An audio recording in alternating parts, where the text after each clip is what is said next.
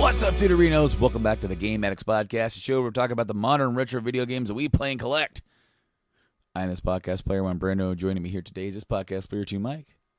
Hello. Hello, good sir. We are here to talk about E3 2019 Part 2. We did Part 1 with our good buddy Tyler McLaughlin from Podcastrophe. Thank you so much, Tyler, for helping us out for the live stream for the Xbox and for the Part 1 podcast.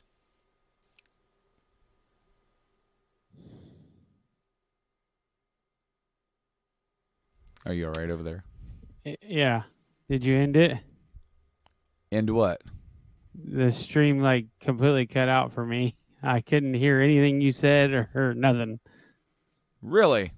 Yeah, it literally just stopped when you're like, we are here to talk about, and then I got black screened. That's nuts. It came through fine on my end. So you just saw me sitting here going, oh, I don't know. Well, I don't know what to tell you, man. Okay, so start all over again.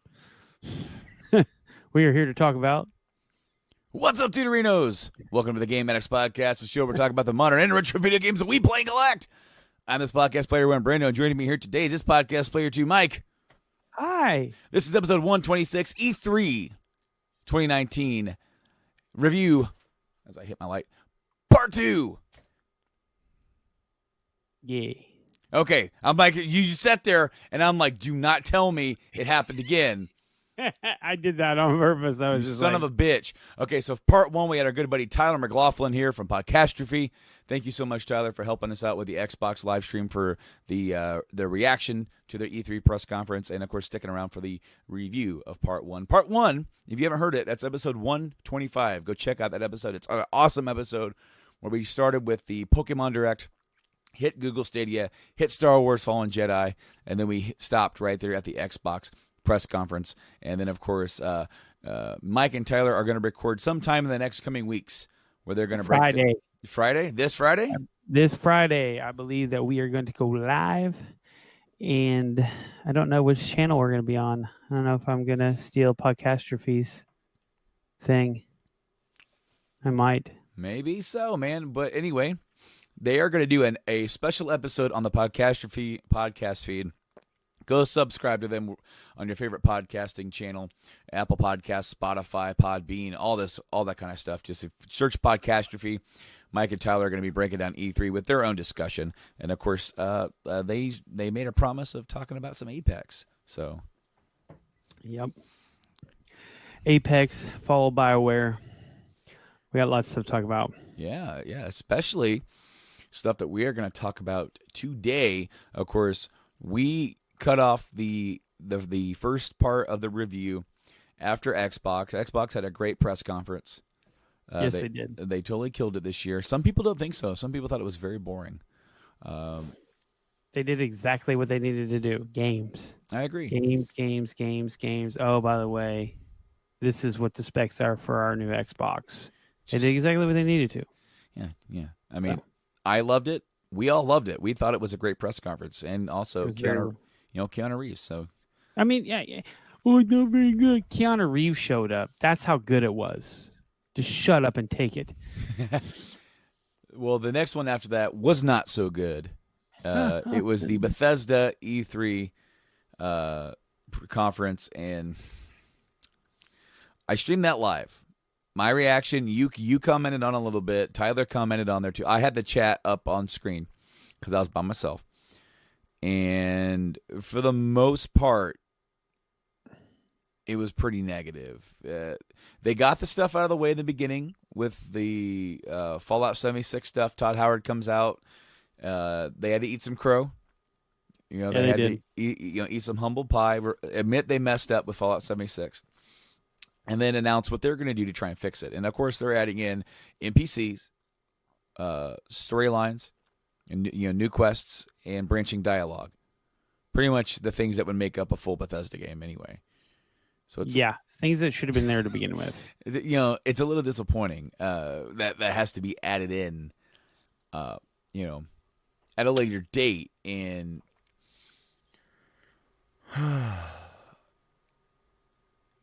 they also added a battle royale mode. That is something that I'm just shaking my head at. I'm just sitting going, I get it. It's the fad. It's going on. Like everybody's playing battle royale games. Hell, I'm playing them. But I mean, is it needed? No. Is it cool that they have it? I mean, it's kind of cool. Yeah. But I don't think that's what I would have been working on. I think that I would have taken the effort that I made into the battle royale and tried to make the game more enjoyable. Well, it seems like that's coming with the human NPCs and all that kind of stuff. Well, that's the thing. They could have made it even better. Like all that time and energy wasted on battle royale. Fix the game and then bring me the battle royale.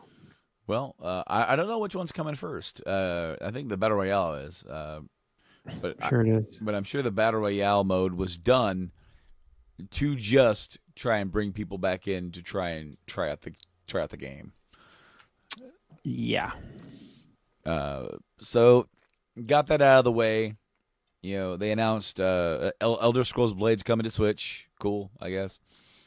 It's better than playing on the phone, in my opinion, but yeah.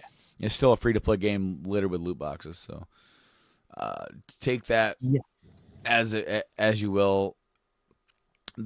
One of the cooler games that they showed was a game called Deathloop, and that's made from Arcane Studios. And basically, it's almost kind of like it features two people trying to keep killing each other, and like. So I thought it just shows the wife basically committed murder, killed her father. That's the wrong game. You're thinking of the Xbox. Oh one. Yeah. Yep. You're right. But they had the same similar time thing because you had like that one was called 12 Hours, I think. This one you have Colt and Julianne, and it seems like we're going to get the same display time setting stylizations. That's kind of like in some of their other games that they have, like Dishonored and whatnot. So, I don't know. It kind of like it. I liked the grindhouse look of the of all the ad media that they put up with it, all the advertising that they were going for, the look of it, because then the actual graphics of the game didn't look like that. But right. I kind of thought the same thing with Rage 2, where they did that whole 1980s sitcom thing. I laughed, but it was entertaining. Then we have Doom Eternal coming out, more Doom. This is more Doom, yeah. Yeah, more Doom. I mean, it's not a bad thing. Doom's fun. But one of the biggest things that they've done is now you can be the demons. Yeah, dude. Yeah. 2-on-1 multiplayer. Yeah, battle mode is what they call it, and that's pretty cool. That's different. That's something different that they're bringing to the table. It is coming to PS4, Windows, Xbox One, and Switch all on the same day. That's cool. That is really cool, because especially with the Switch, because as usual, it seems like the Switch usually takes a minute to get some other games, but not in this case. So one of the themes of this E3 is that the Switch has gotten a lot of love at this E3. A lot of people are throwing their stuff on there, which we will get to later on. But Wolfenstein Youngblood, that's the 2-player co-op Wolfenstein game with the kids of the original protagonist. That's coming out too. That's coming out in July. So that's also coming to the Switch on day one. The last thing that I want to talk about that they showed that was an interest to me is a new game from Tango Gameworks, formed by the guy who created Resident Evil. Of course, he went on to do Evil Within and Evil Within 2. Their next game is called Ghostwire Tokyo. And we got a teaser for it. We didn't get any gameplay, but we got like modern day looking Tokyo with people disappearing out of their clothes. Right.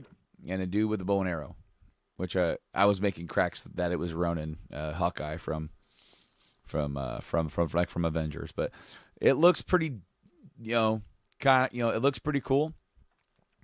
I want to see more because it was just a teaser, and I'm definitely interested because like both Evil Within and Evil Within 2 were like very stylized,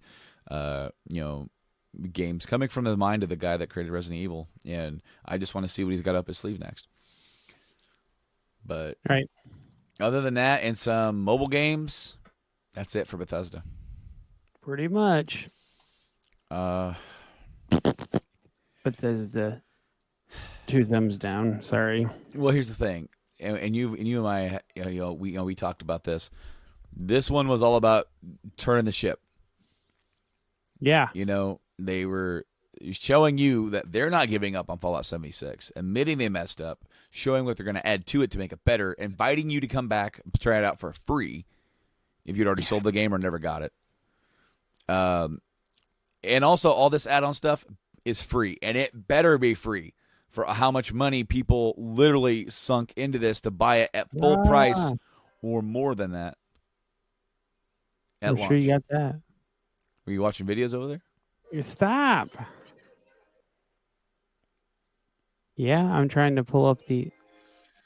Okay. I hate websites that do that. Auto-playing videos, man. Yes, I'm telling you. Every time I scroll past it, so I have to open it up. I'm trying to pull up Ubisoft's game list and everything. Mm-hmm. I already have everything. Yeah. I know you do, but I don't. So. Well, I had it. And Ubisoft, I'll be honest with you, didn't have a lot. Well, no. It had... I want to actually give props for Watch Dogs Legion. I watched it, and it looks interesting as shit. Okay, the first Watch Dogs, it doesn't quite get it. I see what they're kind of getting. I have it. I tried it. Didn't hit with me. Okay, Watch Dogs 2 I heard is way better, but I didn't buy it. This one, set in London, no main player. It's all, you have to recruit new players. You have a list, and you can swap back and forth, and people have different pros and cons to their players. And those characters that you recruit can have permadeath. And they actually referenced it in the story. Right. And that is so cool to me. At one point, they play as an old lady, like a grandma. And it was just hilarious seeing her climb over stuff, trying to sneak into places, and she's all moving all slow. But I just thought that was, just hilarious. But also, just a really neat idea. An idea that you don't see too often. Especially with a game like a big open world game like that, where maybe GTA 5 maybe even like inspired that a little bit, where they with the 3 protagonists and switching in between them. Now you can switch, like, I don't know how many you can do, like 10, 15. Mm-hmm. And they're all voice acted. They're all, everything. Then we got a game called Roller Champions. Yeah, okay. Right. I mean, okay. We got Rainbow Six Quarantine. It's a new 3-player It's a 3-player tactical player versus enemy co-op game coming in early 2020. They're looking to keep adding stuff to Rainbow Six Siege. They did the big Just Dance thing. They had the guys in like the panda bear and let's come out and dance. Yeah. Coming to Switch. Go ahead. Elite Squad. Tom Clancy's Elite Squad. Is that what you were talking about? Yeah, the company revealed that it's working on a role-playing game for mobile called Tom Clancy's Elite Squad. That thing. That was something different. Elite Squad bring characters. Oh, that's almost kind of like they have different characters from a different Tom Clancy like Sam Fisher's in it. But Just Dance is going to release on Switch, PS4, Xbox One, Stadia, and the Wii. Huh. I mean, that's not a bad move. I mean, think about how many people still have a Wii with the Just Dance. I mean, a lot of people spend money on that. Yeah. So, yeah, good for them. I'm not mad. Division, they have a lot of cool little episodes coming out. In July, episode 1, sending you to the National Zoo. Episode 2 in the fall will take you into the Pentagon. And episode 3, later on next year, will take you back to New York City, where the first game is set. And one more Division news tidbit. The upcoming movie, directed by David Leitch, will be produced with Netflix. Now, this is cool. This wasn't on the main thing, but I read about it just now before we started. Assassin's Creed is getting a story creator where you can build your own missions, including dialogue and branching pathways, and then share it with others. It's an open beta, and Discovery Tour lets you wander ancient Greece unhindered by enemies, learning all about its history. I actually like that. I think they did that with Origins too. Yeah. But then you got Gods and Monsters. Gods and Monsters is the new RPG thing. They're doing a crossover with Adventure Time with Brawlhalla. Yeah. Gods and Monsters, we just got a teaser at it, but it says it's coming out February 2020. I got a hard date, February 25th, 2020. I meant to say 2025, but I just said 2020. I skipped right over it. And then lastly, they announced Uplay Plus, $15 a month to get you access to a library of over 100 Ubisoft games and all their DLC. It'll include early access and new releases like Watch Dogs Legion. It'll launch on September 3rd, and in 2020, it'll be playable on Google Stadia. So it's going to be on PC only to start, and then the only console or marketplace it's going to be on other than that will be Stadia. If you like Ubisoft games, go get it, man. Right. I mean, that's not really something that I'm going to think is going to be a good deal, but I want to see like the full list. I want to see a list. Like, what other games do they have the rights to that I'm just blanking on, other than all the Assassin's Creeds, all the Splinter Cells, all the Tom Clancy stuff? There's got to be stuff that I'm not thinking. Like, maybe Prince of Persia's will be on there, you know? Yeah. So, that was it for Ubisoft. Not a very good showing for me. I was interested in the Watch Dogs thing, and that was it. Now, the next one, on the other hand, is massive. Oh, absolutely. Square. We live streamed this. We did a live reaction, and then for about maybe 20 minutes of it, we actually stopped watching it, kind of, to look for and talk about Final Fantasy VII Remake and the additions that they put up for pre-order, because we got to see quite a bit of gameplay. Yeah. We got to see everybody but Red 13 fight. Yeah. Now, they have said that this game is going to be on 2 Blu-ray discs, and it's going to encompass the story of Midgar. I actually have more to add for that. I actually found this earlier right when I got home, and I screenshotted it that way. We could talk about it. Do you... What? Are you sending it? You're not sending it to me, are you? It's on my phone. It's just a screenshot. Okay. I'll read it. It's a quote from Kitase, the original. It's Yoshinori Kitase. He's the original director of FF7, the original, and now he's the producer of Remake. And direct from now this is from the FF7 Facebook page. It said direct from E3 will have a full interview with Kitase, producer of FF7 Remake, later this week. Until then, here are some highlights. He says, Final Fantasy VII Remake goes much deeper into the world and characters of Final Fantasy VII than ever before. It's a huge volume of work and data to reimagine this world. Each game in the project will have the volume of content comparable to a standalone Final Fantasy.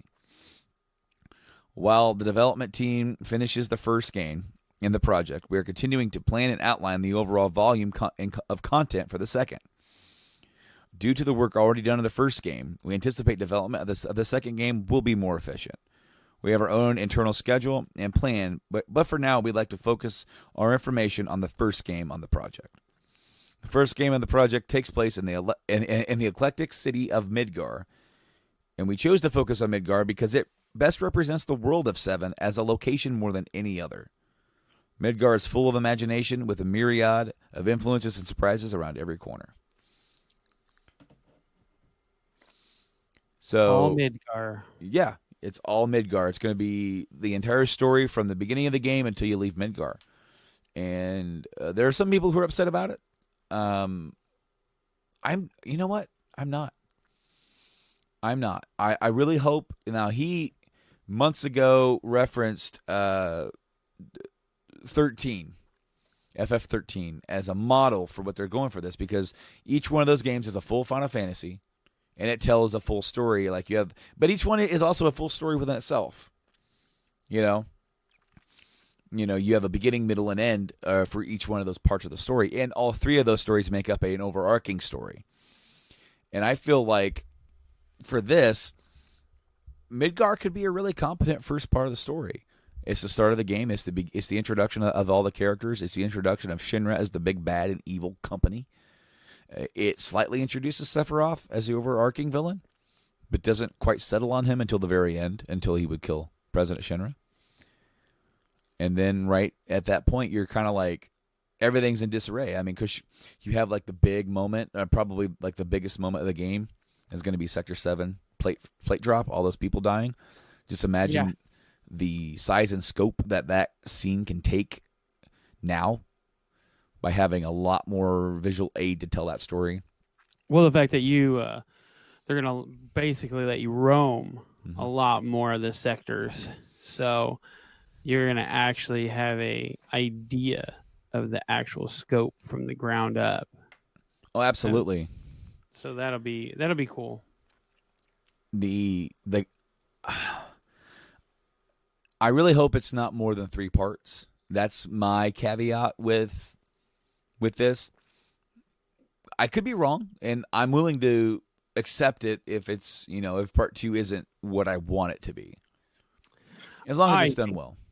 I think you'll get it, because if this is only Midgar, it's literally going to be until you leave Midgar is where it's going to end. Somewhere in that region, whether it be right as you see the horizon before you walk out of the actual city limits, or when you enter the first town, or whatever, the real first open world town area, whatever. Personally, it doesn't matter to me, but you're going to give us so much more story in Midgar. The question is it going to be 3 episodes? And if this is on 2 Blu-ray discs, so let's say that they're almost full. Let's say it's 80 gigs. That's just Midgar. I know. How big is everything else going to be? Are we looking at some of them picking up 3, 4 discs? Because you're talking about 3 has everything in it. Literally, the 3rd disc has everything in the game in it. Like, you could still go back through some parts of the Midgar. They may change that aspect of it if it's too big. Because that's going to be literally insanely large. They may make it to where you can't free roam as much. I wouldn't be upset if they didn't. Like, if I had to have a game that big, because you're talking about probably one of my most played games of all time when it comes to console games. And for me to just keep playing it and have more stuff to do, I really don't care. I think this game, I'm going to play it for a couple months. Yeah. I think to like FF10 and how they did theirs, where it was an open world, it was areas. And then when you got the airship at the end, you could just select where you wanted to go on the map, and it would just fast travel you to that area. It's not the same as flying the high wind like it was in the original game. But if all these areas are bigger in scope and size and are all available on the 3rd disc, or on the for the 3rd game, where you can, other than Midgar, if we go back to Midgar, like you go back in the Midgar during the last part near the end of the game, and you're on a certain I wouldn't let you free roam that. I wouldn't, because you're on a mission. There are certain areas where you can go electively in the original, like the Shinra building, but Right. you know, in the original, you're actually like on a mission to go stop Hojo, Yes. and so I would say no free roaming. It's still going to be a big, vast area for you to run around in, and I actually would throw in the Shinra building as another go up there, and but of course I would like limit the floors that you could go on because of all the shit going on. Maybe if you wanted to go back in there and hide some cool stuff in there, like in the original game, as a good callback.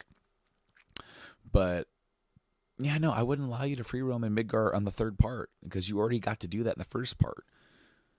Yeah, but I think a majority of it should be free roamed. I mean, if you're gonna do it, you might as well go big or go home.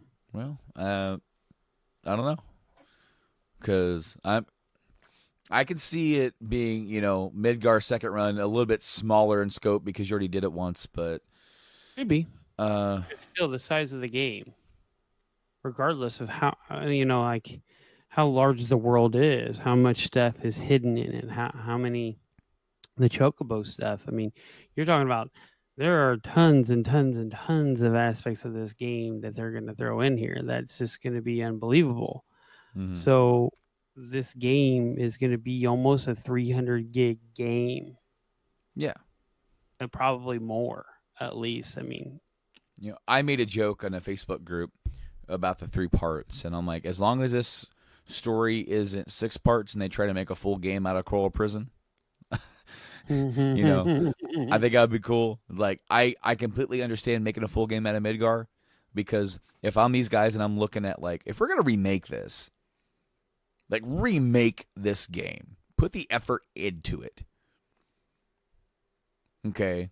Why would we want to make it exactly the way we made it before? Just make it look prettier. Why not add so much character? Because that city is supposed to have character, and from what you see of it, it does give you character. Why not let you see more of it? Why not deepen the meaning of some of these characters? Let's, like we saw, like in the gameplay and trailers, it seems like you're gonna be able to ride your bike more. Like, it's going to introduce the bike slashing and hitting things with your sword a little bit earlier in the game than what it does then at the escape, because it looks like Jesse is on the back of Cloud's bike, and it's not the Hardy Daytona either. yeah. So, food for thought there.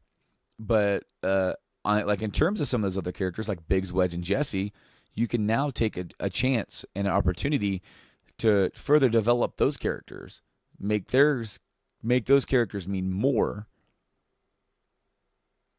and that way their deaths mean more, because obviously you don't change that. But that definitely means that, like, the beginning and the first half of the game would be like a little bit more involved with Avalanche and everything. So that'd be kind of neat to get more involved with that, other than just the 2 missions that you do in the main game or the original game. Right. So we got to see a lot of the gameplay.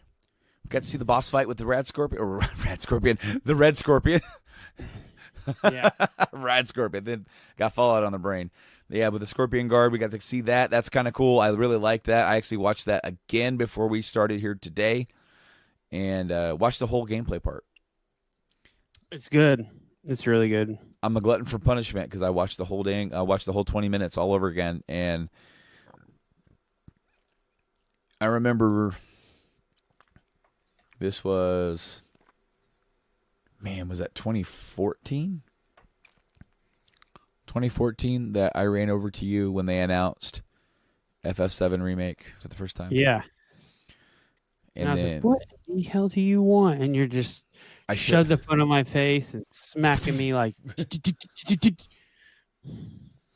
Yeah, no, I shoved the phone in your face. You kind of got a little offended at first until you saw what I was showing you, and then you ripped the phone out of my hand. Yep, that's right. I no lie. As in, as would be like, I'm not going to do that unless it is something big. Right, and I was just like, what in the hell are you doing? Oh, mine. So, from that, I mean, that's been 5 years ago. Yeah. And to now finally see the gameplay and the combat working as well as it does. It's pretty good. It all looks good. Oh,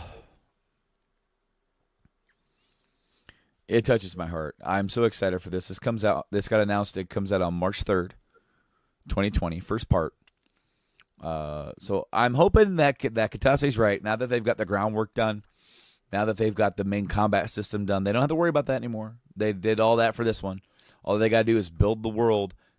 You know, in my opinion, once you've got this done now, don't change it. Don't try to add stuff, because that was one thing they did in the 13 series, where they, in the first game, it was a more, traditional FF where you had all these characters, and then the second game you only had a couple characters, and the third game you only had one. Yeah. So like they did change the gameplay up for those, which is cool, I guess, but don't do it for this, because you don't have to do it. It should feel like the exact same game from beginning to end. Yeah. You should not add, take away, or change things at all. It just needs to be that combat system. I like it. Leave it alone. Don't do anything with it. Maybe polish it up to be a little smoother. I can live with that. But don't be adding in more crap that doesn't need to be there. It I just agree. needs to be what it is from the beginning, because most of us that are going to be obsessed with this game are going to know and memorize everything about the first one, your first entry. So when the second entry comes along, we're just going to hop right into it, and it's going to feel like home, but it's like continuing the story. Yeah, absolutely. Don't make it feel like a different game. Make it feel like the same game, but adding to. Couldn't say it any better myself. So they did announce, and we already alluded to, pre-orders are up for the deluxe edition. God, so I was like, literally in my head, I was going to buy the first edition is what they call it, but the Ultimate Collector's Edition, until I seen how much they want for the figurine. All right. So and we talked about it, and I was like, I don't care. Then the more I looked at it, I was like, man, you don't get anything. You literally get nothing. So for 320, whatever it was. All right. So I'm gonna go ahead and detail it here for those of you that didn't watch the live stream with us. You got the standard edition, $60. You just get the game, right? And then if you pre-order it, then you get I'm pretty sure you get something for pre-ordering, because pre-order to get the Choco Chick summon materia. Also receive double members. Oh, that's just for the store. Because the first class edition is only available through the Square Enix store. Deluxe edition and standard editions are available everywhere. So the deluxe edition, what does that give you? Well, I'll tell you. You get the steelbook case, which has Sephiroth on it, which looks awesome. You get, let me see if I can blow this picture up. Deluxe edition package it. So you have the packaging where that fits everything into to make it look nice and neat on your shelf, right? Then you have your Sephiroth steelbook case. You have the hardback art book, includes stunning concept art.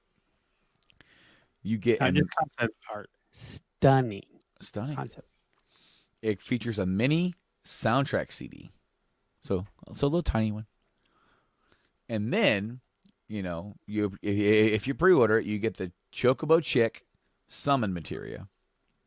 And then for the deluxe edition, you get the Cactar summon. Both of these were not in the original game. No, they were not, because it was Fat Chocobo. Well, it would randomize. It would either be Fat Chocobo or Choco Mog, where you have a Chocobo running and there'd be a Mog charging it. Yep. Anyway, so all of that for $80. Which is a good deal. That is a great deal. That's the one I pre-ordered. That's the one I got. Yep. Now,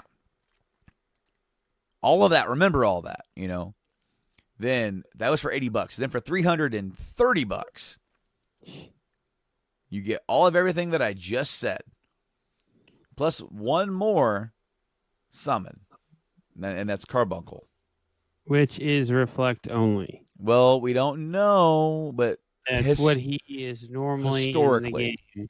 Historically, he's not even in this game normally. Right. He's in all the other ones, and he does reflect.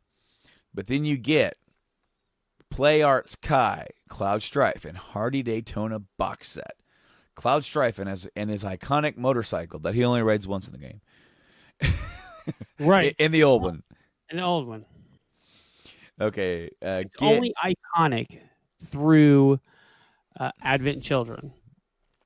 Because in Advent Children, they really show the bike. Because in the show, he has a bike that has, what, like 10 swords in it? Something like that. Now, and, that's cool, but I wouldn't say that the bike is iconic. Well, I can argue that just a little bit, other than the fact that that's a very memorable sequence that stands out for the game. So you get a Play Arts Kai set, and you get Cloud and the motorcycle, meticulously sculpted to a high level of quality. Can you believe that? I can.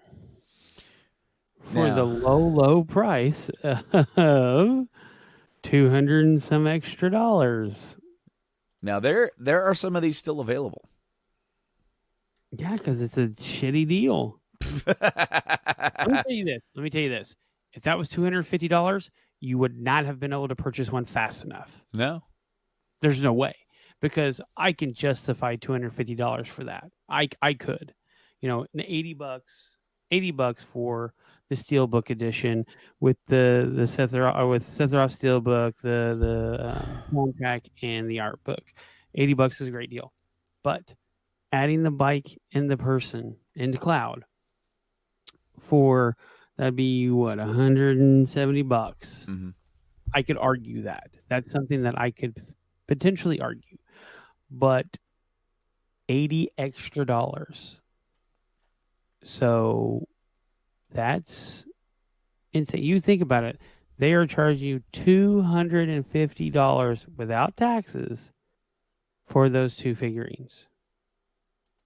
I can go buy a smaller set in scale for $77. Brand new. So, yeah, no. All right. So I clicked on order a first class edition. And in the review of what's in your cart, there are two items. And it is the game first class edition for $329.99. And then the other thing, so that's one, you get that. And then underneath you have the Final Fantasy VII Remake, Play Arts Kai, Cloud Strife, and Hardy Daytona action figure for $0. What this is, guys, this is a soft bundle. You're not going to get a cool big box that says FF7 First Class Edition on it, right? You're not going to get that. What you are going to get is a shipping box with the game in it and your action figure box. Because the action figure is sold separately. They can be sold separately. And I'm pretty sure that it already is on the website for those. I haven't looked, but okay. I'm going to look now that we're talking about it. Okay, you do that. So I'm just looking, okay? I'm hoping I don't have to put my payment information in because I don't want to accidentally buy it. I'm just trying to figure out how much this would take to ship to me. So, also, to add before you continue, to ship this to you, to get it the day it comes out, is an extra $25 to ship it no matter what. Okay, so 2-day shipping is $25.99. Overnight, next day. Oh yeah, it's $35. Yep. So $35 extra to get it. What? Why? Yeah, you're gonna get it as fast as you can. Okay, so the grand total comes to $365. That is $300, $305 more than the base price of the original game. And then for $80, you can get all the stuff that comes with it, except for the action figures and one summon. Doesn't make any damn sense. I am so excited for this game, and this really disappointed me.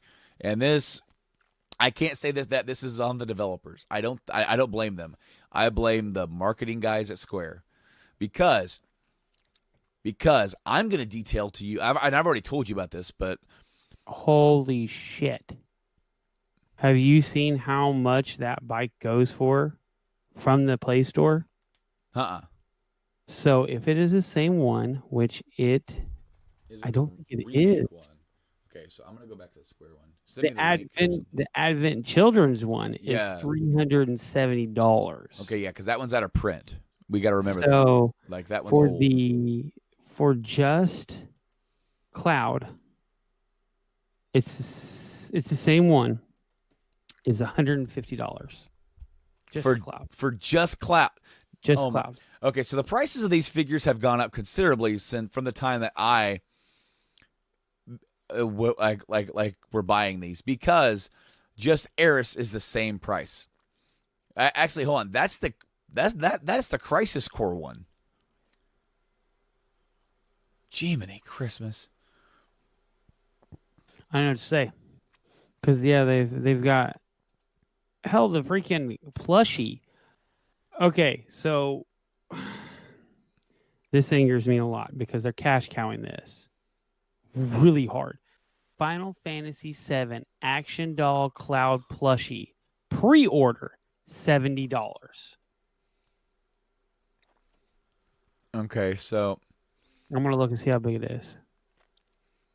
there is a double pack of this is called Bring Arts. It's a little bit different. It's the same kind of shit though. And it's a double pack. It's a Dawn and Dagger from FF9. Yeah. And you can actually have Dagger has 1, 2, 3, 4, 5 interchangeable heads. And Zidane has 2, and he has his tail. He has 1, 2, 3, 4 different sets of hands. She has 2 or 3 different sets of hands. She has 2 different weapons. He has 2 different sets of daggers and then his ultimate weapon. And I mean, they're crazy detailed. That I'm not going to say that these figures are not great. They are. They are fantastic. And also, like the Garnet has long hair and short hair. For both of them, it's $180. So that plushie, 6.22 inches wide. Okay. Diameter is 5.12 inches, and the height is 12 inches for $70.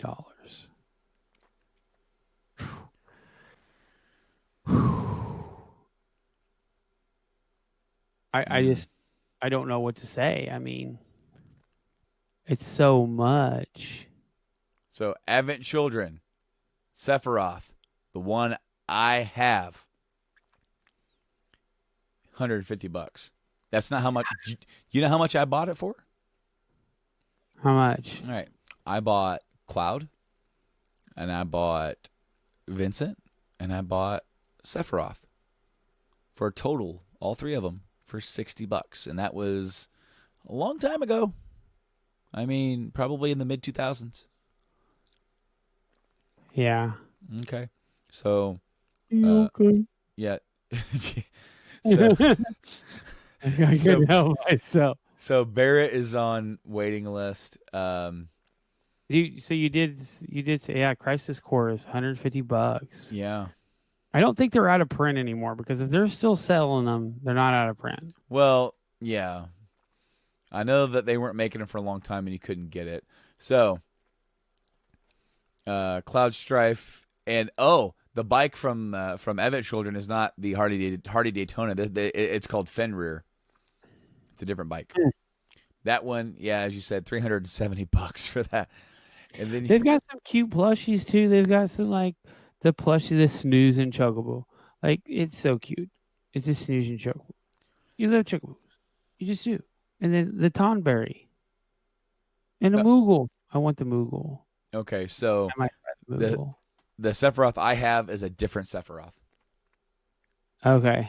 Because this was released on April 2017, and it comes with more stuff. AKA, it comes with a wing. One wing. Yours does or his? This one does. Mine never came with a wing.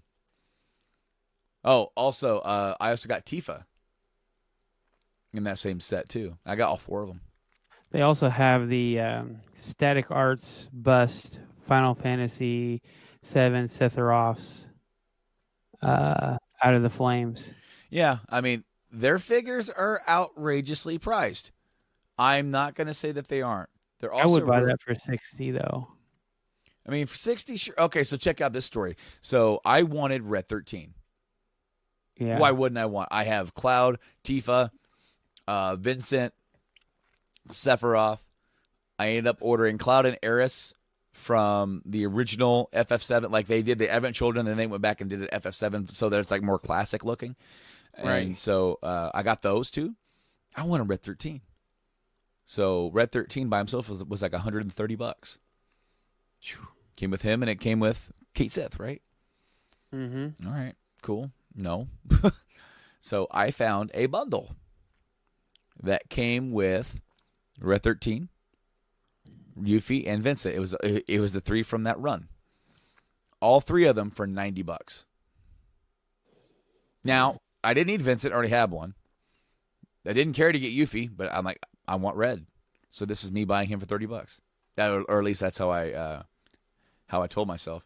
Now, I was going to talk about Cyberpunk's Collector's Edition because we talked about how outrageously priced the FF7 First Class Edition is. I'm going to implore you all to not buy that.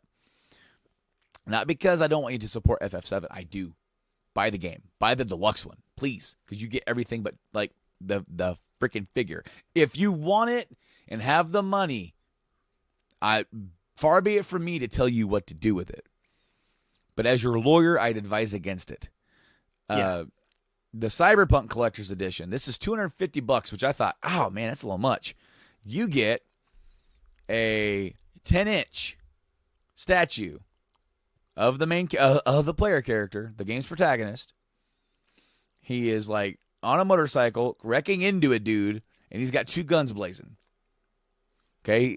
Then you have the game case with the game discs. So this game's on 2 discs as well. You get the Collector's Edition box. It's a big-ass box.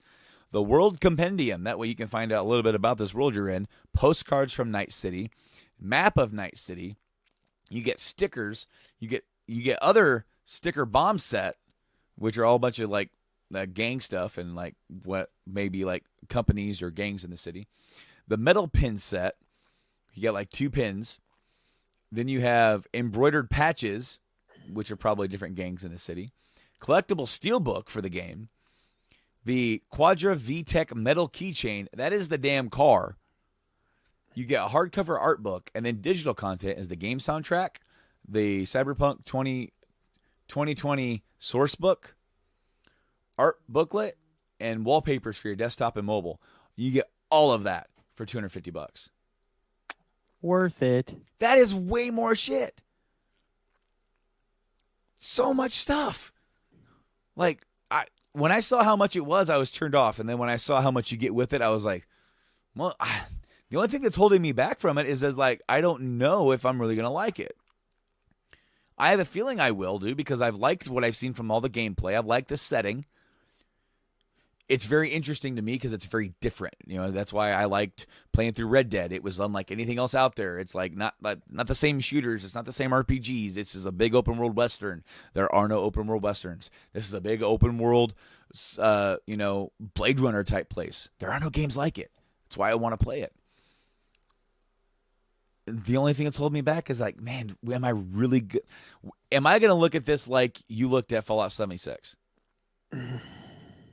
I don't think I would, but I want to risk it. Yeah. I'm sorry that I had to bring up that old wound. I guess, the helmet was worth $200, I guess. So maybe the game will improve enough to where I'll be like, yeah, I might play this. But here's the thing. I'm going to want to start all over again because they're going to add story. Yeah, right? Thanks, Bethesda. What is this that I'm seeing? I don't know. What is this that you're seeing? So, oh, wait. So there's a product called Nintendo Switch up and you plug it into the USB of your dock, Okay. and you can use your PS4, PS3, Xbox One, or Xbox 360 controllers right on your Nintendo Switch. Nice. Oh, I thought it was something different. Anyway, moving on to Square Enix, we're just gonna kind of cruise through here. Crystal Chronicles. Yep, that game's coming. Of course, that was already announced. We Right. saw a It's little coming bit. winter. Yeah, we saw some gameplay from Dying Light. Yep. We also got the Octopath Traveler on PC. Mm-hmm. We got the first. Oh, you go ahead. No. I was just gonna add to it. Go ahead. No worries. Go. Outriders. We got a first look at Outriders. That's from the dev that made Bulletstorm, Gears of War Judgment. Yeah. It looks interesting. The Last Remnant remastered. That is a Xbox 360 and PC game, and it is actually available right now on the Switch. Hell yeah! But I think it's only download. I think it's only download only. Hopefully, they make a full copy of it if there's enough interest. Dragon Quest Builders, we've already seen some of that throughout the weekend. So Dragon Quest 11S. Yep, that is the Echoes of the Elusive Age. That is the expanded version of Dragon Quest 11, and it's coming to Switch. Yep. Then there was a new game from Tokyo RPG Factory. Let's see if I can say this. Onanaki. Yes. That comes out in August. And then there was a new racer game called Circuit Superstars. Kind of reminded me of that one RC Pro-Am. RC Pro-Am a little bit, but way better. Pretty much what it was. Way better looking. And then we got some gameplay of Shadowbringers. Yeah, we got that. That is what we missed. That's the expansion for Final Fantasy 14, by the way. That is the part that we missed while we were going nuts. That's fine. I mean, neither one of us play it. You did for a while. I did, but Blitzball. Oh, and then here's a big one. There are 2 games, 2 RPGs to the West for the first time, coming to consoles, PC, and mobile. Mm-hmm.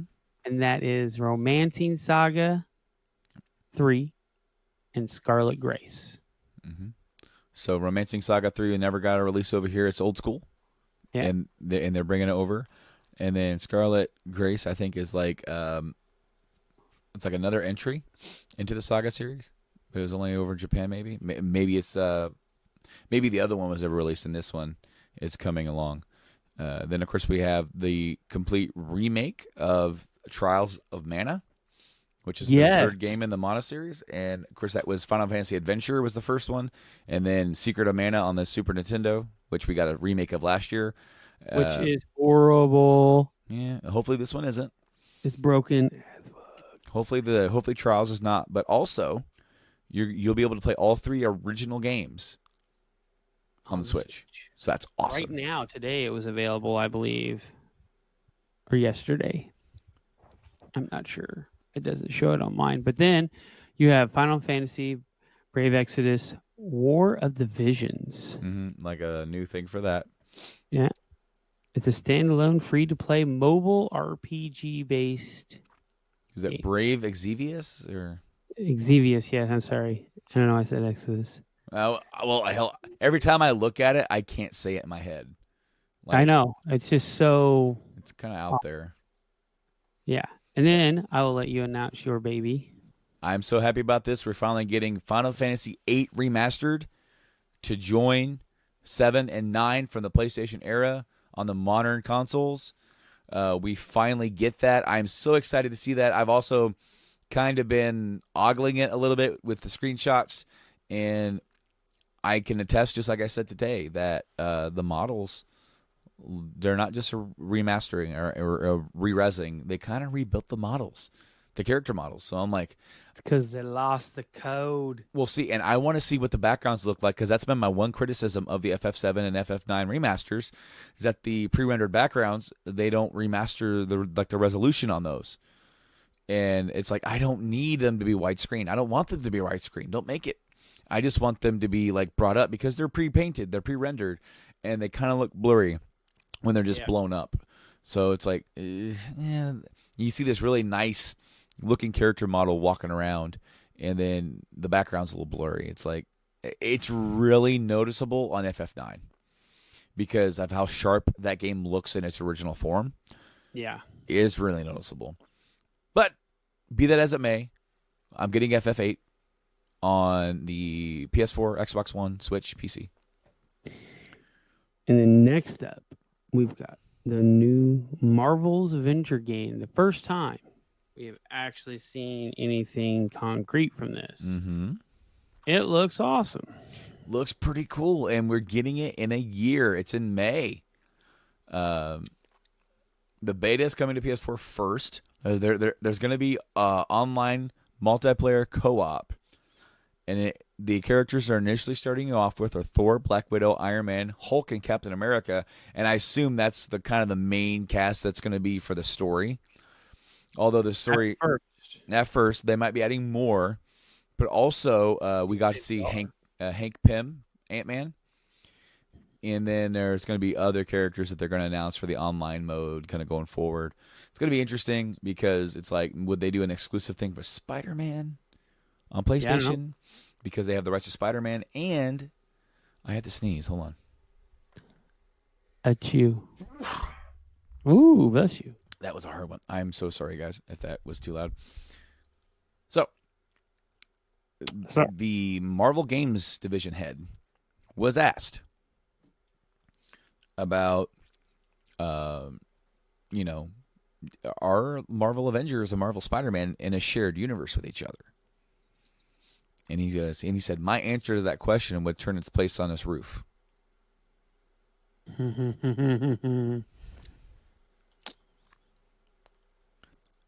I think either it's no, and people will be like, ah, or it's yes, and we're not ready to announce it yet. Yeah. Because I can see that being a PSX announcement. Yeah, you're right. Maybe. I don't know. But no, I thought it looked really cool. We have a really cool cast. The three offhand that I recognize immediately: Nolan North, of course, Nathan Drake, and from Uncharted, as well as Desmond Miles from Assassin's Creed. He makes the perfect Tony Stark. He's such a snarky little little dude in like as Nathan Drake, so it works. Troy Baker, he's only in everything. Yeah. He's Bruce Banner, which is cool because it's such a different role for him where he can be like the cool, calm, cool, collected guy and then just be Yeah. And then Laura Bailey's playing Black Widow. Of course, she's in a lot of everything too. She is. I think Laura Bailey was I believe she was the original voice of Kid Trunks. She might still be. I don't remember. I know she voiced in DBZ. I'm getting it. You're gonna look it up. I thought this. Yeah, was that right? I don't know. Oh, you said, oh yeah, like I was right all along. I thought this looked really cool, especially coming off of like the hype of all Marvel Endgame or Avengers Endgame. Coming into this with this like about a month later, it looked cool. It looked great. It's separate from the movies. All the characters don't necessarily look like they're like their movie counterparts, so they're going to feel different, and that's awesome. This has been in development for a long time. I think this is Eidos, and then it's Eidos Montreal and Crystal Dynamics that are making this. So, she is Young Trunks and Gotenks, right? Dende, and various others. Well, there you go. And she's in a lot, actually. Oh yeah, she's in everything too. Like a lot. I know. Laura Bailey is in a lot of stuff. Naruto. Yep. A lot of these voice actors, huh? She's also in Bleach. Yeah. There's a lot. So all in all, I thought Square had a great showing. Yes, I think that they had the best. There's only 2 games that I really don't care for, and that's it. I felt Or like I'm unsure. I feel like they had the second best because we disagree. Because I felt like the best all around was Nintendo. Just because it wasn't something that I was interested in, I thought like, man, they were hitting. Nintendo's hitting on every single cylinder that they possibly can, and they came out, show this, boom, boom, boom, boom, boom. Basically, there is not a single reason for any gamer, no matter what you're into, to not want to buy a Switch. Yeah. And that's why I feel like they have the best. But I thought this was great. Square came out and for the first time in a long time had a really great E3 showing. Normally their press conferences are pretty boring, and the moment when I saw the stage this year, I went up back to that small stage. Here we go. It was a little bit better presented this year. It wasn't nearly as boring. We had started off with FF7 remake, ended with Avengers. You had a lot of stuff in the middle, a lot of ports, a lot of remakes, some new stuff coming. So good, very, very good showing from Square. I'm excited for the future for sure. Nintendo did well. There's no way to argue. Oh yeah. So Nintendo comes out.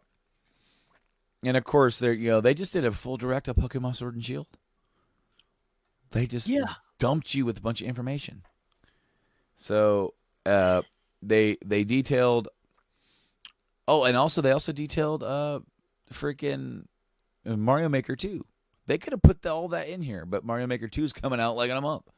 But here's the thing: if you add those two in. Because they did them early for a reason, because they had so much to show, and they didn't want it to take up all their directs, because they usually try to make their directs, about the same, 30 to 55, somewhere around in that region. They don't like to go over, so they showed so much of Mario Maker and Pokemon. I felt like they wanted to put those out because they would have taken up way too much. Because they had a lot to show. And a couple that we were just so surprised. Like, I'll jump in here and say, The Witcher 3 Complete Edition. I never would have thought they would even try to put that on there. And they're just like, yeah, we can. Here you go. It's like, okay. Yeah, CD Projekt Red shared some screenshots for what the game looks like. Uh-oh. No. Sorry, guys. Auto-playing video. Auto-playing videos, guys. Should never be a thing. Never be a thing. Oh, and guess what? I went to another site. Guess what they have? Autoplay. Auto-playing video. Yeah, no. Witcher 3 on the Switch looks absolutely phenomenal. Absolutely phenomenal. I do wonder what it runs like in handheld mode. So the things I saw, or the shots I saw, looked like they were in handheld mode, and it doesn't look bad. No, but I think for a mobile game, you're not going to notice. It looks Probably just not. like it looks very close to Skyrim. Best way to put it. Right. And to be fair, Witcher 3 is way better looking than Skyrim, to be honest with you. Yeah, I'm not going to argue. So, you have that. They showed Luigi's Mansion 3 with some cool, 4-player, co-op, and a new mode there, and some new moves that he can do. There's the Cadence of Hyrule. That's like a rhythm game. It's going to have... It's going to feature... It's from the guys that made... I can't remember the name of the damn game now. But it's going to have Link and Zelda in it. Yeah, I didn't really care for that. But that's just me. But let's go with No More Heroes 3. No More Heroes 3. It's coming off of the first one came out for the Wii. Mm-hmm. And then 1 and 2 went to PS3. So this is the third one in this series. It looks very over the top. Like it's taking the whole thing to the next level. Pretty cool Oh looking. yeah, you would expect that. And then we had Damon X Machina. That was another one that looked really flashy and really over the top. Yeah, Demon X Machina. It's very flashy, very fast paced looking, and yeah, I enjoyed it. It was hard for me to watch though because the way that they did the presentation, it was like flashing white, and it was like, and you're like, okay, we get it. It's flashy and fast. Completely forgot to mention this, but they announced or even mentioned this like when we're talking before, but the ports of Resident Evil 5 and 6. Yeah, we were getting to it, but all right. They're doing a remake of Panzer Dragoon from the Sega Saturn. Yeah, That was cool. I thought that was really. I mean, Panzer Dragoon's kind of like a on rails Star Fox type game. We don't have an official Star Fox game on this. right. So, Also, something that was definitely out of left field. Netflix's Dark Crystal game on the Switch. yeah, Age of That was Resistance Tactics. Yeah. And of course, we mentioned Elder Scrolls Blades. They're adding the hero from Dragon Quest 11 to Smash. Then of course they're adding Banjo Kazooie to Smash. That's really cool. There's a game called Empire of Sin. I don't know if you watched that. Yeah, I watched it. That looked different. Also, the Sinking City is going to the Switch as well. Sinking City. And then we also got a quick thing of new Super Lucky's Tale from Xbox. Yeah. And Contra Rogue Core. Yeah, Contra Rogue Core. And then the Contra Collection. And then, you made me lose my place. Oh. Mario and Sonic at the Olympic Games Tokyo 2020. I saw somebody screenshotted it, and you can see Dr. Robotnik or Dr. Eggman's nipples. As if we really need to see that. As we care. Yeah. We got another trailer for Fire Emblem Three Houses. We got our first gameplay look at Animal Crossing. New Horizon. My wife really liked that, so we'll probably pick it up. I mean, it got delayed till next spring, unfortunately, but right. It is what it is. Astral Chain was another one that was over the top. Yeah. Anime-ish. Astral Chain. Ultimate Alliance 3. Black Order. So that comes out. We got a few things for that. Then one of my favorite things that we saw, looking more at Link's Awakening, the remake. Yes. Holy crap. Yeah, I'm still holding off pre-ordering this because I'm really hoping for that European one? Dreamers Edition. Well, the Dreamers Edition is not the one that you think it is, because I saw it today. It says right on it when I look it up, Remake Awakening Dreamers Edition, European only. Okay, so that's European only. Yeah. That is Legend of Zelda Awakening Limited Edition is the one. That one is announced for European territories, and we are getting the Dreamers Edition. It's not what the article says. This is from DualShockers. Available in European territories, the limited edition for Legend of Zelda Link's Awakening will include an art book, Game Boy's theme steel case book. Nintendo Europe announced via Twitter a limited edition of Legend of Zelda Link's Awakening that will be available in the European territories when the game releases on September 20th. So what will the limited edition include? It comes with an art book, steelbook case, and for the sleekest goodie in this limited edition is a steelbook case, which makes it look like, it's based off the original. It is now up on Amazon for $70. For that one? Yep, Dreamers Edition. Pre-order, add to cart.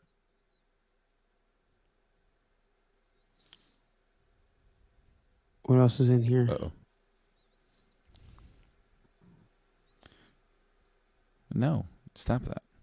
So you said Dreamers Edition, right? Dreamers Edition. I don't think it's what I want, though. Hold on. No, I don't think it is either. Yeah, see, it's not.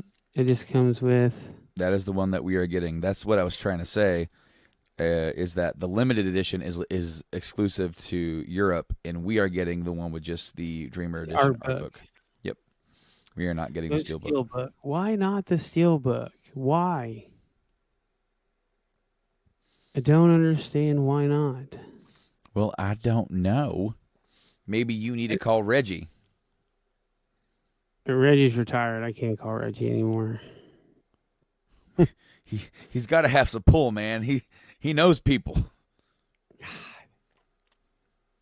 I wonder if that's up on eBay. I'm going to look. While you look, there was one last thing. No, they announced something with Pokemon Sword and Shield. No. You have not mentioned one of the most important things about Link's Awakening.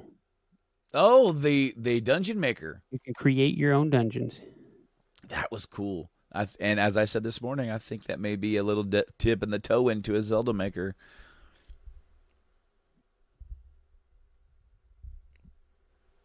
We'll see. We'll see. You're giving me this blank stare because I know you're looking for it. Yeah.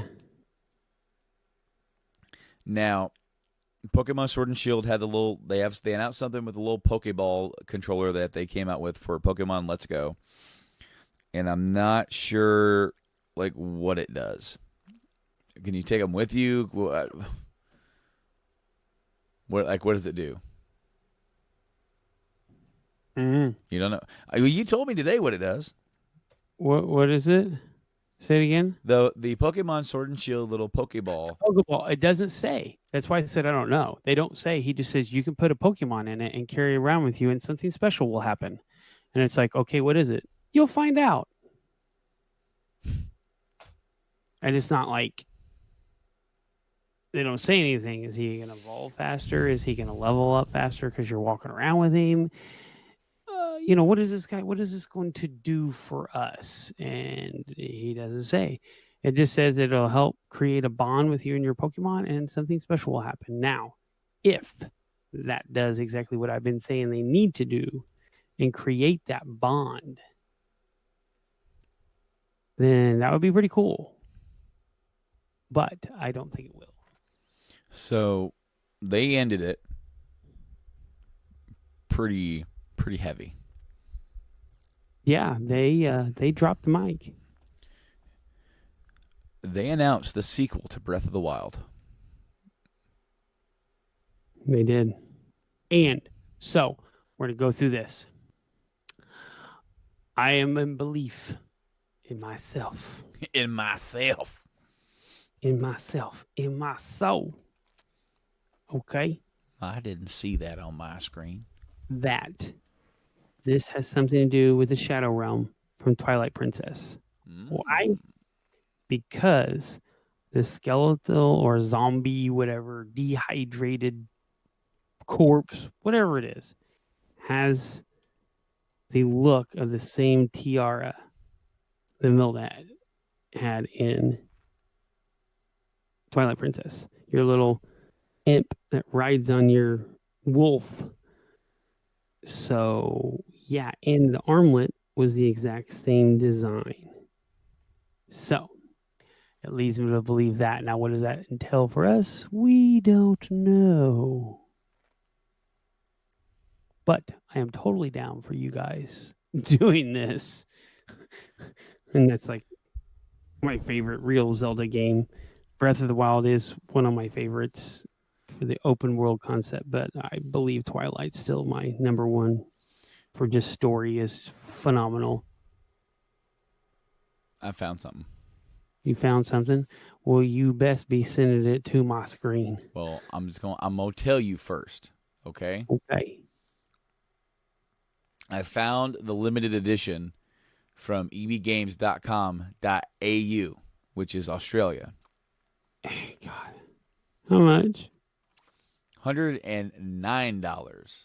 Oh, I can do that. With a $30 deposit. Now. With a 20-day shipping. I'm going to click pre-order right now. Because this is shipping from around the world. You're not going to get it day of. Oh, no. You're going to be waiting a while for this. That's one of the games I don't mind a wait. But if it was Final Fantasy VII... Oh, Wait, hold on. Whoa. Okay, it's in the cart. Okay, so it's only one per customer. I'm gonna view my cart because I am going to estimate shipping. Jesus.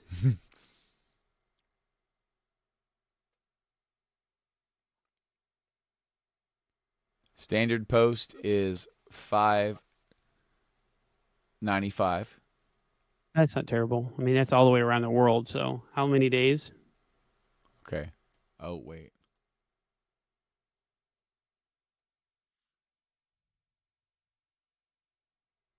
I can't even enter my address.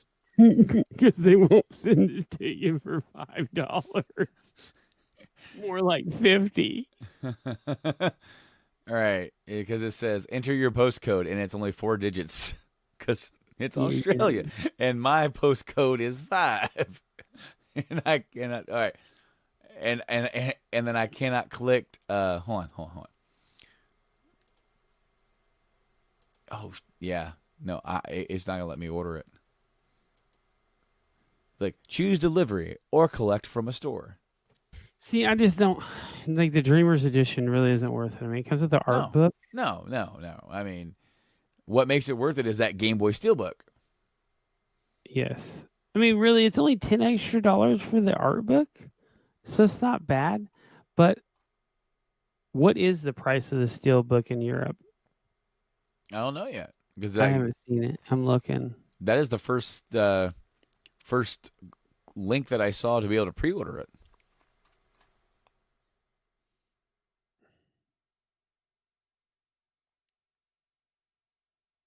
All right. Hopefully, no auto playing videos. Yeah.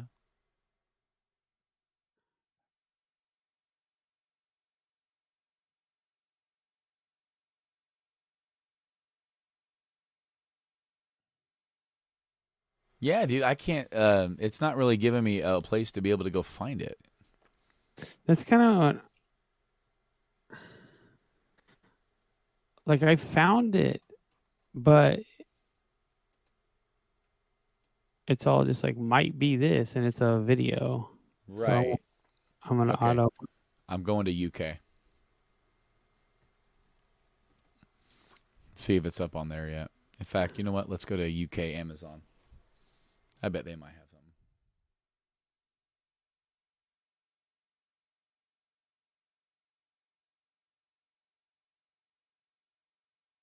something. I clicked the link and it gave me the original Game Boy game.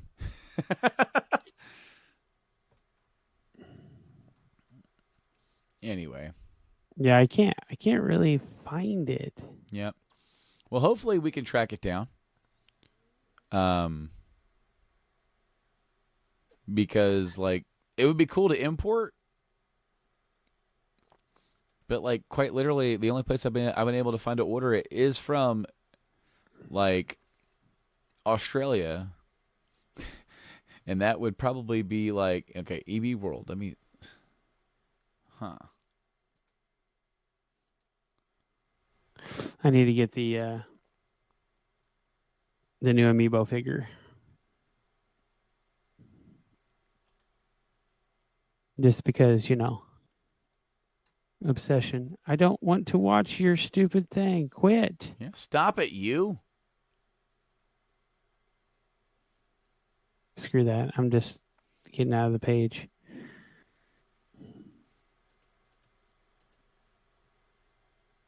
Yeah, I don't see it. Anyways. All right. So when I put my name in and it autofills and I put my phone number in there, it said please enter a valid Australian phone number. Mm-hmm. Yeah, no, we ain't ordering this. No. Not from Australia. Well, guys, that was E3. And, there's still stuff kind of coming out for the next, I think E3 officially ends tomorrow night. So there might be some more stuff kind of trickling out. There's been some gameplay and stuff shown from Pokemon Sword and Shield and stuff from Nintendo Treehouse. As I said, there's been pictures and stuff coming out. There's been interviews, more stuff to follow as the weeks kind of come out. We're going to talk about that here on the show as well. We both kind of disagree. I think Nintendo kind of won it, but all in all, Mike thought Square won it. I think we win. All in all, I think that's 100% the correct answer. Is that there's nothing here. I mean, like I said, a lot of the stuff they didn't have to do. mm-hmm. Oh, this Gaia 4 Complete Plus also was announced. Oh, okay. I don't know what that is, but either way, we really got it good this time. Yeah. And a lot of stuff that we were surprised about. I mean, I never would have expected a Breath to. Never. Right. Because they don't do that. They don't do sequels. Not real. I mean, I think that it was kind of pre-planned. I think that, so from what I remember from every Zelda game that I've played that involves Ganon, mm-hmm. like Twilight Princess, you have the Shadow version. You defeat him, and then the real version comes out. And then you had to fight him. I think that this was just the fight, the Shadow Ganon, and we are going to get a real Ganon, and this is like that story. But also, this is the adult Link story, which Twilight Princess is also the adult Link story. So you they've done like Majora's Mask sequel to Ocarina, and then they've had like Spirit Tracks and whatnot. Yeah. So they've had some. Yeah, they have really, but nothing. I mean, those are okay. Those are good, decent games, but I guess Majora's Mask is. I can't really say it's a good game because it's coming off of Ocarina, mm-hmm. and that's beholden for most gamers one of the greatest games made because that was their era of time. Ours was Link to the Past, which we both absolutely love. Yep. But so the arcade 1-up things that they have, those little small arcades that you can get. They have one coming out for Ninja Turtles with 4-player. Not only that, they have a Marvel one coming out for Marvel superheroes from Capcom. They're also going to be doing a tabletop Pac-Man, like what we used to have, like at Pizza Huts and stuff. Yeah. And then I just saw this one. This is what made me click on it. The one and only Metal Jesus is standing next. He's posted on his Instagram at Metal Jesus Rocks.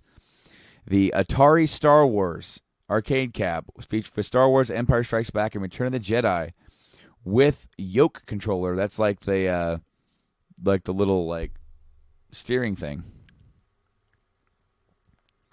It's crazy. Yeah, that is freaking awesome. It's a good time because a lot of people are catching that retro gaming is big, so they're just releasing a bunch of new stuff. Mm-hmm.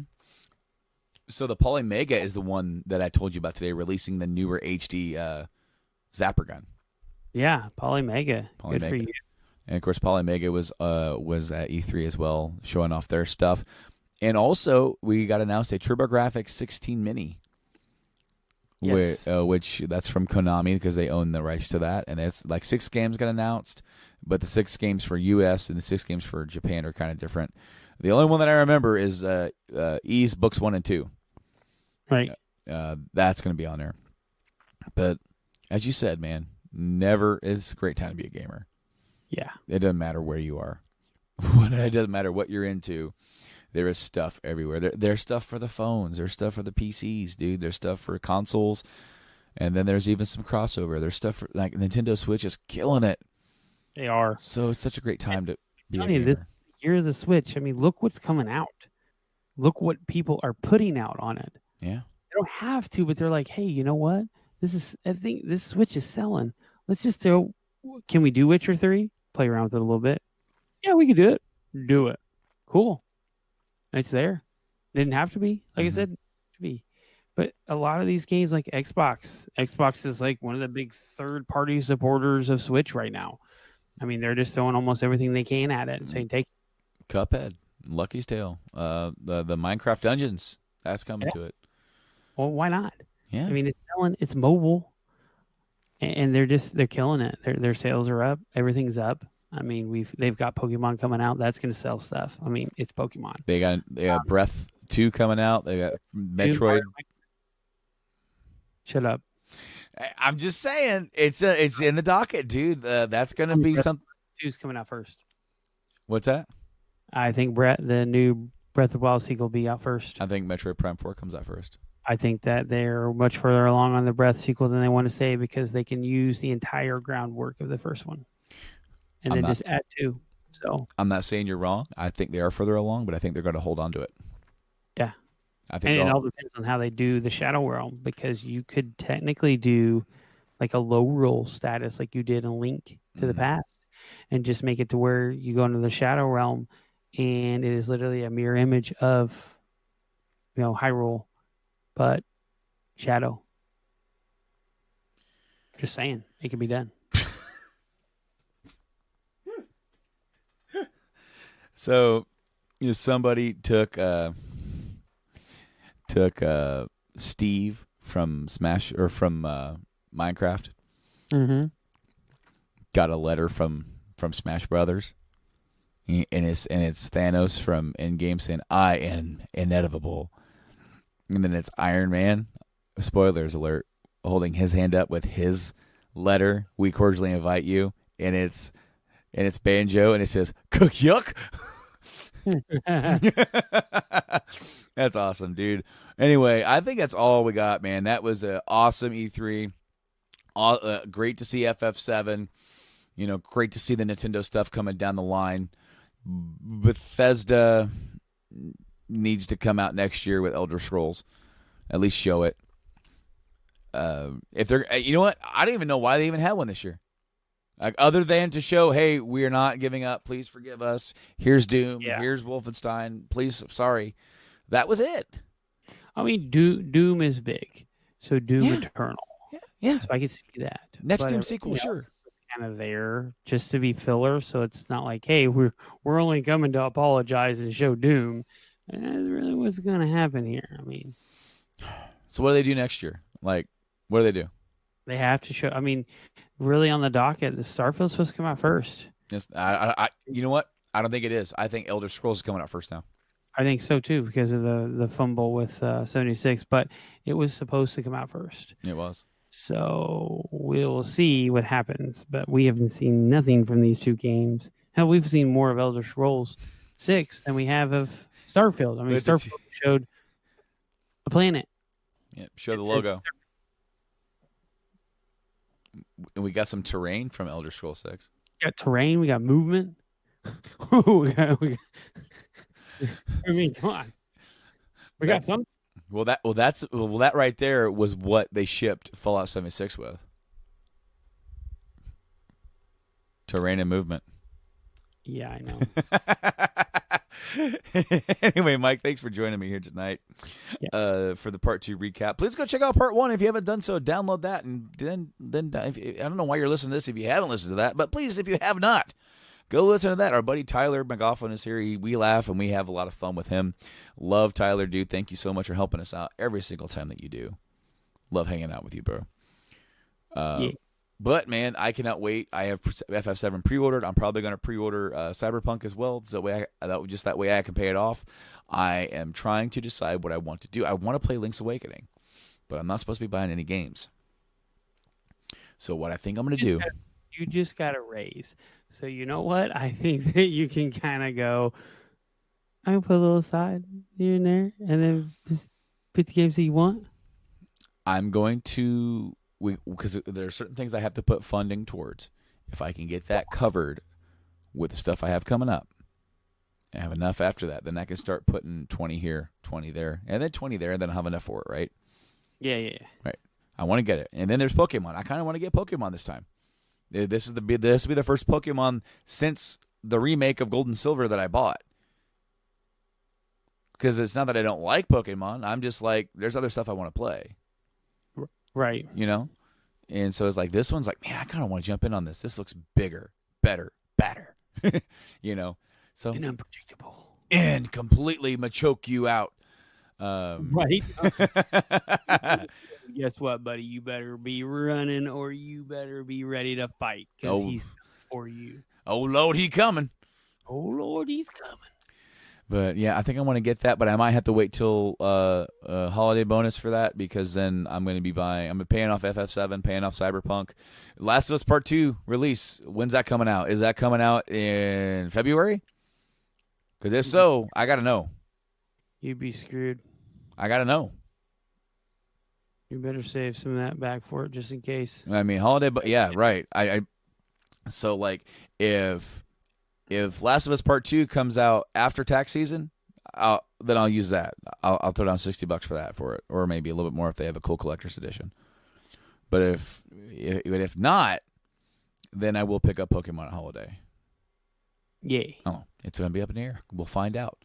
And until next week, we're going to be back next week. We will be taking a week off the last week of June.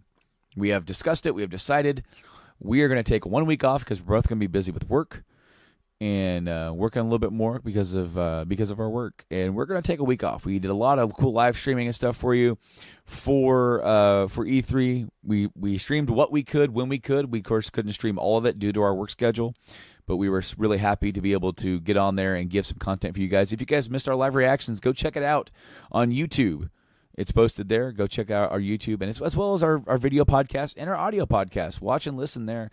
Put us on in the background while you're doing stuff. You can also check us out on podcast services all around the world. Apple Podcasts, Stitcher Radio, Podbean, Spotify, TuneIn, Google Podcasts, and our newest one, which I need to update our little bug thing up in the corner. With iHeartRadio. We got accepted to iHeartRadio. It's awesome. It's one of the bigger internet platforms for radio and podcasts out there. It's pretty cool. I think that's awesome. So please download us on your favorite one. And, of course, you can check us out. Live stream. We live stream our show. We live stream games when we feel like it and are not tired. And we live stream, of course, the press conferences. If we can next year, we'll probably live stream the Game Awards. Maybe. I know it runs a little late. What about PSX? And PSX, of course, that's on Saturday, which I think we'll have that off. So, cross your fingers. I know the new schedule's up in our group chat. Yeah. Well, we will definitely see. What is it? What week is it? Typically, it's like the second weekend. It's like the weekend we get our holiday bonus, I think. Okay, so the only Saturday we work is the first Saturday of December. Okay, cool. Because if it's when we get the holiday bonus, yeah, we'll be all right then. Well, we will try and block out time for that because I think they do their press briefing like a little earlier in the day, like around maybe like 2:00 or something like that our time. But we'll see. We'll see. Thank you guys so much for watching, listening to this episode, and we'll see you next week with another probably like Fallout recap. Not the Fallout, E3 Fallout. Anything new that we have down the line, and anything that we may have missed if we forgot to cover it here and there. We'll try and hit that up. Yes, because the floor has just opened up. So some people like to keep some things off to the side for the floor specifically. So stuff's already stuff's already trickled out. Just like I saw, just like this arcade stuff. It's like that stuff that didn't get press conferenced. Didn't get talked about. And then there's also what's that company? Limited Run. They announced some cool stuff, which I don't even know what it is yet. But I really like Limited Run. They're really cool guys. It's cool stuff. We don't know what it is, but it's cool stuff. Hyperkin announced their N64 emulation box, which comes with wireless controllers that you can use on your new N64 or your old one. It's awesome. Yeah. So cool stuff to go around. Anyway, guys, until next week, I've been Brando. And I have been Mike. We will see you then, guys. Game on. Have a good one. Goodbye.